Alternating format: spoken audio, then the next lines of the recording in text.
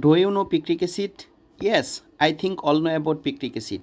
Picric acid is chemical substance or chemical compounds which are used to production of explosives, electric batteries, colored glass, leather industries, etc. etc.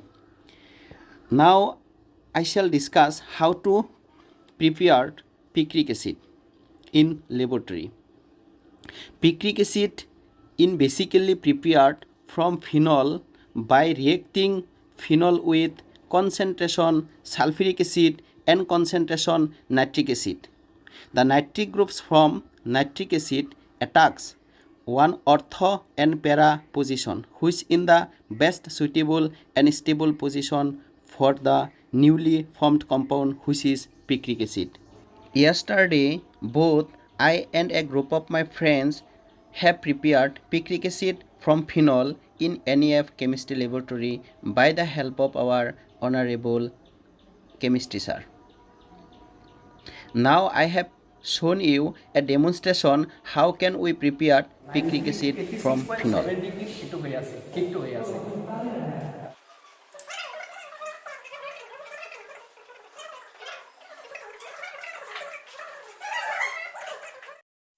Thank to all for enjoying videos.